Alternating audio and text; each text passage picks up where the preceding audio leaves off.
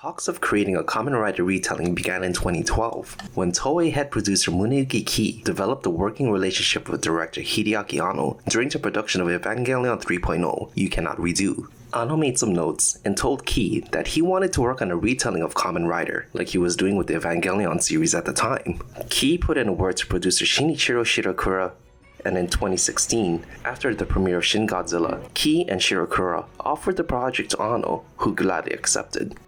While Shin Kamen Rider is a remake of an original work, the Evangelion creator did not want to surpass the 1971 series by any means, but to simply show off the qualities of it to the world today, starting with Kamen Rider No. 1's design. The design team included Mahiro Maeda, Ikuto Yamashita, and Yutaka Izubuchi. Meetings were conducted remotely due to the COVID-19 pandemic.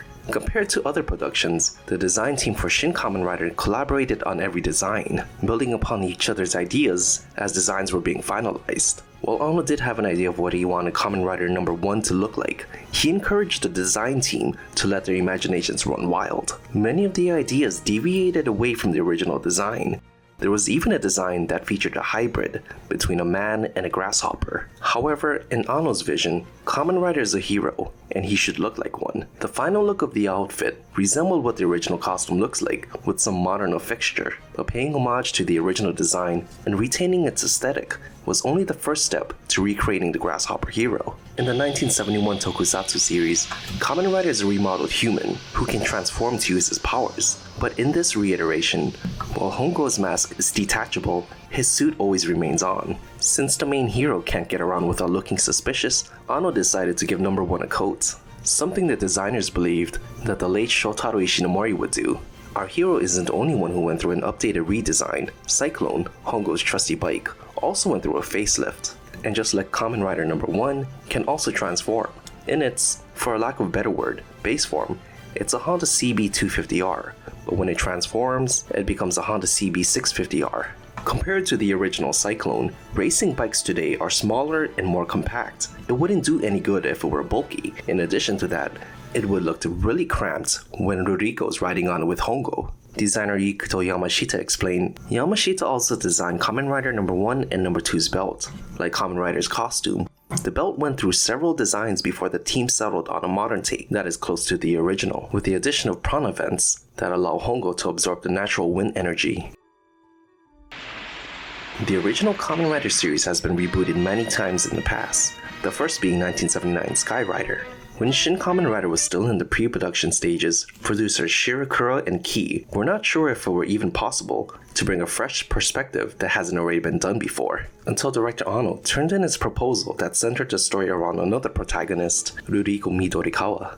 In the original TV series, the character only appeared in the first 13 episodes. In this retelling, however, the character is almost completely different. Her personality was most likely based on Anno's character, Rei Ayanami, from Neon Genesis Evangelion, a popular character that started a trend of quiet and emotionless characters that would open up more by being around other characters with contrasting qualities. According to Minami Hamabe, who portrays Ruriko, she regains a human-like emotional expression through her interactions with Takeshi Hongo. When the first visual of Hamabe dressed as Ruriko was released, she was wearing a bright red enamel trench coat that was very in tune with Ishinomori's aesthetic. However, according to costume designer Isao Tsuge, assistant director Iki Todoroki questioned its color and how unrealistic it looked in the setting they strived for. The red color was then traded for a lighter brown, something that blended better with the real world. Like in true Kamen Rider tradition, the very first villain Kamen Rider No. 1 faces in Shin Kamen Rider, or as he's referred to in this iteration, the Sasori-Augment. He is the very first person to undergo augmentation at Shocker. His costume was designed primarily by Izubuchi, who also worked on the other augments. He looked to the original manga by Ishinomori for inspiration. He found inspiration in the scene where the man spider held Professor Midorikawa's body with 2 limbs and strangled him with another pair. The scene inspired the designer to hide 2 limbs behind zippers. The repeated symbols on his pants are his kill marks, an idea that Anno inserted into the design. In the prequel manga titled Shin Kamen Rider Shocker Side, we get more backstory about the Spider-Augment. Masa, the real name of the Spider-Augment, did nothing to defend his friend Kosuke, who came out as gay to his friends. Kosuke takes his own life, and Masa burns his own face as reparation for his sins. He grew to hate humans from this experience, which gives us context as to why he sounded like he broke down when he was fighting Hongo. The Man-Bat in Shin Kamen Rider was created as the opposite of Professor Hiroshi Midorikawa. While Midorikawa believes that he can prevent world hunger by creating augmented humans who can survive by absorbing prana, the Bat-Augment wanted to control the world with his virus. By starting a pandemic of his own, he would be able to control those infected by the virus. Through his virus, he wanted to bring to light the inequality and injustice brought upon by mankind. While there isn't much backstory about the Bat-Augment just yet, it's possible that he is part of the Faust Group, the founding faction of Shocker that focuses on military weapons, considering he uses human body-shaped weapons and knows little about Midorikawa's prana. The Scorpion Augment is completely different from the original counterpart in terms of backstory and personality. In Shin Kamen Rider, the Scorpion Augment does not have any relationship to Hongo, whereas in the original, Goro Hayase is both Hongo's best friend and racing rival. In the Design Works book, the Scorpion Augment was originally going to be a male character. However, he immediately changed the character to female when actress Masami Nagasawa, who appeared in Shin Ultraman, agreed to appear in the film. The character wears a mask that hides half of her face. According to the director, they used the same method that held Hell Dragon's mask up in the 1977 tokusatsu series Kaiketsu Zubat, and her emblem was based on Destron's logo, the main villain organization in Kamen Rider V3. In the manga, before she becomes the Scorpion Augment, the Spider Augment cuts her arm off during a fight, and thanks to Shocker's technology, her arm was reattached, and she can change it into a claw at will. The Wasp Augment in Shin Kamen Rider is Hiromi, who is Ruriko's friend in the original TV series and manga. The relationship between the two in Anno's retelling, however, is quite different. The two are obviously close, having both grown up in Shocker, but are on different sides. Initially, the Wasp Augment's costume was going to be tight-fitting, similar to her costume in the original TV series, but at Director Anno's suggestion, she was then given a loose-fitting kimono, according to Director Izubuchi on the radio show called Shocker Radio Be Happy. Throughout Hiromi's town that she rolls, you'll notice posters of old movies. One of them says, "Battles Without Honor and Humanity," a reference to a series of newspaper articles by journalist Koichi Iboshi that were rewrites of a manuscript originally written by real-life Yakuza Kozo Mino while he was imprisoned. The Wasp Augment's costume is also inspired by Gokudo, or Yakuza films that depicted adult themes and violence. The way she unveils her arm from her sleeve is also reminiscent of how characters in these films would fight. The KK Augment, KK standing for Chameleon Kamakiri or Chameleon Mantis, is a combination of the monsters of the week featured in episodes 5 and 6 of the original TV series. I was wondering if it were even possible to use the monsters that appeared in the first 8 episodes of Kamen Rider in 1971. There was one monster left during the planning stages, so I decided to combine the Mantis and Chameleon together, said Director Anno. KK Augment's body design is inspired by the Gel Shocker creations, a combination of two creatures stitched together to make one body. Hayato Ichimonji initially appears as an antagonist in Shin Kamen Rider. Unlike Hongo, he can compress prana without having to absorb wind. This is Anno's interpretation of what happened during the production of the original TV series, where Kamen Rider No. 2's actor, Takeshi Sasaki, did not have a motorcycle license like Hiroshi Fujioka. Because he didn't have a license, his character, Ichimonji, didn't transform while riding a motorcycle. Hence, why the transformation pose was originally invented. His costume is visually the same as the original, except at the very end, where Ichimonji dons a new costume with 2 white stripes, exactly how Kamen Rider No. 1's new costume appears in the latter half of the original series. This outfit is called Kamen Rider 2+1. Ichiro Midorikawa, the brother of Ruriko, is the main antagonist of the film, the Butterfly Augment, who later dubs himself Kamen Rider No. 0. According to design notes, the character was originally going to be Ruriko's older sister, later changed to younger brother, but because of casting issues,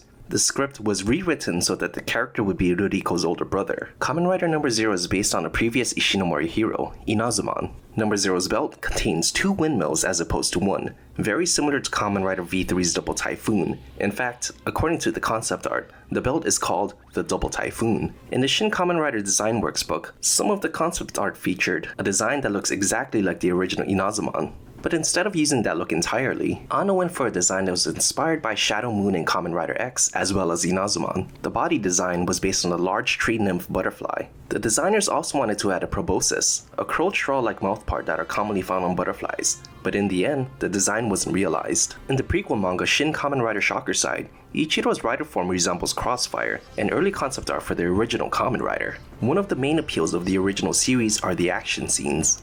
According to Anno, the fight scenes from the 1971 show were fun to watch because they weren't seamless and deviated away from arranged fight scenes. action director Keiya Tabuchi and team rehearsed the very first fight scene in the film months before filming began. However, when the scene was finally shot, and Anno reviewed the footage, he was not satisfied with the action and how everything looked rehearsed. Since the film was already shot, Anno added cuts made using CGI in between scenes to add more intensity and drama to the action. As filming progressed, Anno would still find himself disappointed with the practical fight scenes and turned to animation to create his vision. Initially, Anno did not foresee the need for CG pre-visualizations for Shin Kamen Rider, since the plan was to film practical action scenes, including the use of miniatures. Ultraman is a giant, but Kamen Rider is life-size and so action scenes are doable. I was told that there wouldn't be that much need for any visual effects because the actors could just act them out. As the filming progressed, we decided to reconsider the action parts and began to explore them again with pre-visualized animation. Visual effects director Atsuki Sato explained, "During the production of the live-action Cutie Honey, Anno created animation that breathed dynamic life into the low-budget film. He used a combination of CGI, stop motion, and regular animation to create very flavorful visuals. He was very particular with the number of frames in every cut, adding frames and eliminating frames, and he was just as meticulous in Shin Kamen Rider." In this retelling, Kamen Rider, as well as the other augments, utilize the power of prana. Prana is a Sanskrit word that can mean breath or life force. In Indian philosophy, it also means the element of wind, one of the building blocks of human existence. It was up to the visual development team, Hiroyasu Kobayashi and Yosuke Chiai, to bring this concept to life. They started their research with the very first scene the prana effects would be used, when Hongo absorbs the wind on the cyclone. In order to visualize the prana, we looked for natural phenomena that were similar, so we collected reference materials in the area and had Director Anno take a look at them. We found the light of luminous insects drifting between 1,000 waves. Also, how the light refracted and reflected by the sprays of a large waterfall, Chiai explained. Although we didn't really need an explanation, prana is the reason why Hongo is able to reposition himself in mid-air and rider kick in an accelerated descending angle. The wing-shaped pattern that's embedded in the rear part of number 1's suit allows him to absorb the wind and exercise attitude control in mid-air. There are quite a few scenes cut from the film that were released on the official Shin Kamen Rider Twitter. Anno wanted to adapt the monsters from the first 8 episodes of the original series into the film, but fans would notice that the man-eating Saracenian was not part of the lineup. In this deleted scene, we learn that he's already dead by the time the events of the film takes place. サラセニアオーグとして合成手術を受けたけど失敗。やっぱり人間と植物の合成は無理みたいね。In the film, we see Kamen Rider number 1 and number 2 fight the Shocker Riders inside a tunnel. But before this scene was even written, there were 2 scenes shot in different locations that featured an alternate take on the fight scene. In the NHK documentary, we see that there was a practical fight scene between the Double Riders and Shocker Riders that was shot outside under the light. In addition to that, there was a scene pulled right out of the original manga, where the Shocker Riders ambush Hongo. A part of the scene was actually filmed under real rain, but unfortunately, every staff member agreed it would be too difficult to film in both CG and in live action, and the scene was ultimately cut and rewritten. Shin Kamen Rider is nearing the end of its theatrical run in Japan, and will soon premiere in theaters across the US. On April 9, 2023, Anno teased a sequel titled Shin Kamen Rider, Mask a World. And we hope you enjoyed this video, and if you did, please remember to like, comment, and subscribe. Thank you.